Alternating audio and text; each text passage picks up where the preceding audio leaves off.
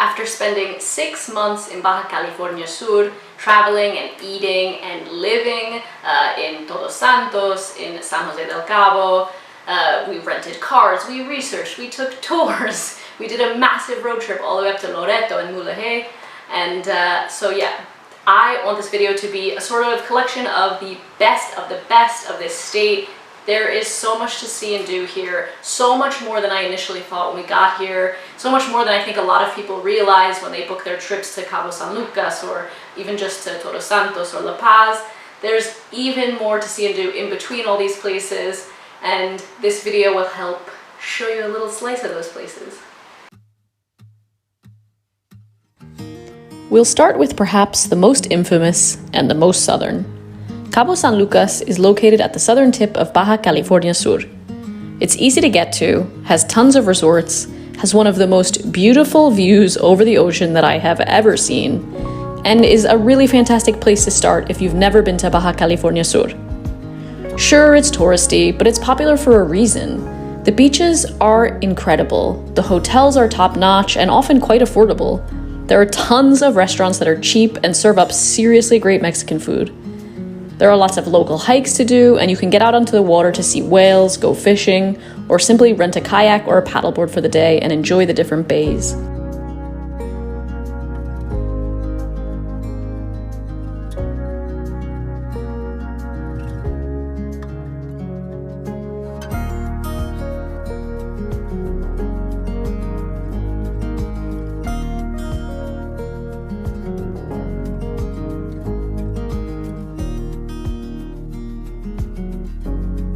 San Jose del Cabo is number 1 on this list for me.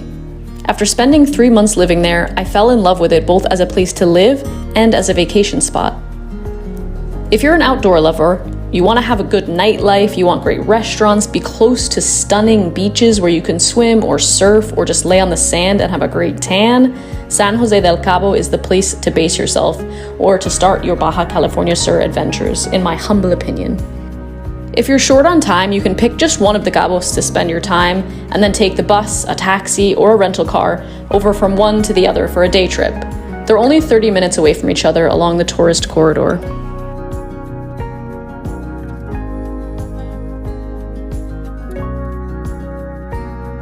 La Paz is the first city I visited in Baja California Sur, and the one that made me want to come back and explore more of this wild state.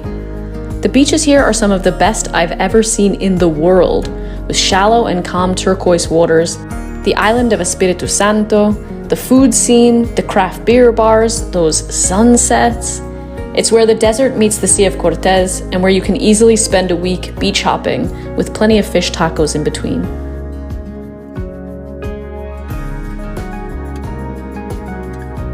Todos Santos is a little slice of paradise that's no longer much of a secret, but that hasn't made it any less appealing. The beaches are long and rough, the Pacific Ocean showing off its power all year long. At its best, in my opinion, when the whales are breaching right offshore. The town is packed with restaurants. The surfing down the road in Cerritos claims to be some of the best in Mexico. The town, despite its growth in recent years, remains small and chilled out. Most roads are still unpaved here, and most small businesses are still locally owned. It's well worth spending a few days enjoying this little town, and there's no doubting you'll fall for its charm.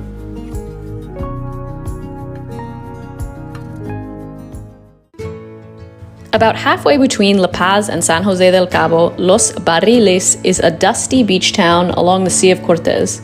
This means the water is bright blue, the sand is silky soft, and the wind is strong enough to carry kite surfers along the bay all winter long.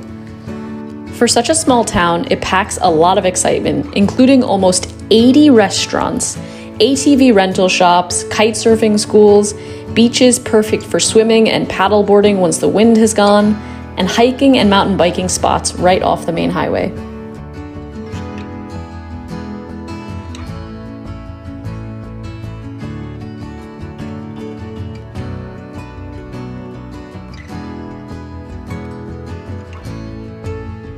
A place we never made it to, but one that is still high on my Baja bucket list, is Magdalena Bay.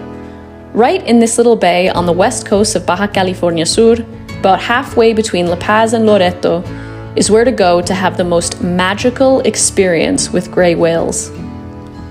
Every winter, female gray whales migrate into this bay to give birth, making it like a sort of nursery.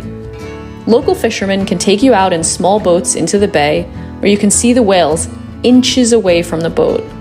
People have even talked about whales that are so curious that they come up to the boat and rub themselves against it. That's how close up you'll get to see these incredible creatures.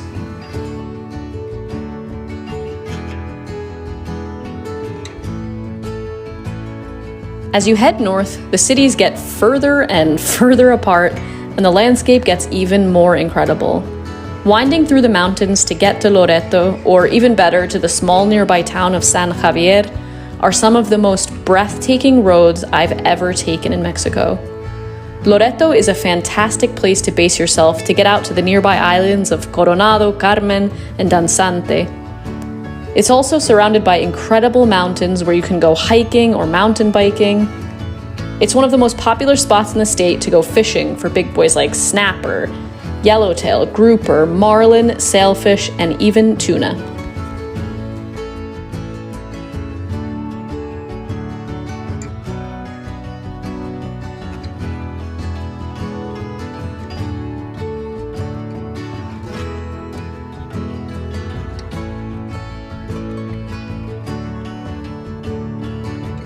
This tiny little town springs out of nowhere as you drive north along Highway 1. Mulegé is the place that surprised me most on this trip.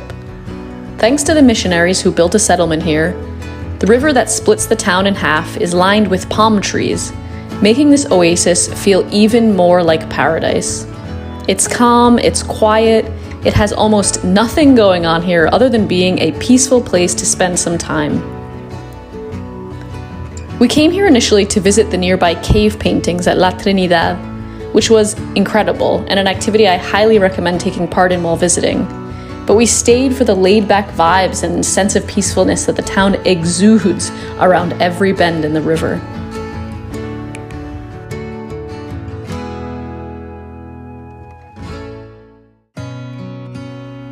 Those with an interest in history won't want to miss stopping into Santa Rosalia, Baja's own little French town.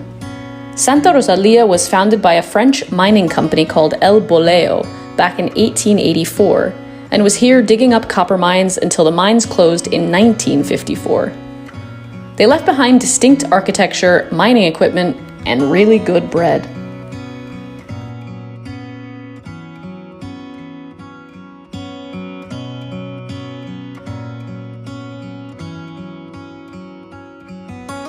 Last, but certainly not least on this list, is Bahia Concepcion. Located between Mulegé and Loreto, this calm bay has beaches that will take your breath away. Be sure to pack your kayaks, your paddle boards, or just a blow-up flotation device, because these waters are so calm, you will want to get out there and enjoy it. There's absolutely no cell phone service, barely any hotels, a few Airbnbs and cabins for rent. But for the most part, if you want to spend the night out here, you'll want to bring your own camping equipment or a camper van, and then you'll end up staying as long as you possibly can to enjoy the sunrise over the mountains that form this bay.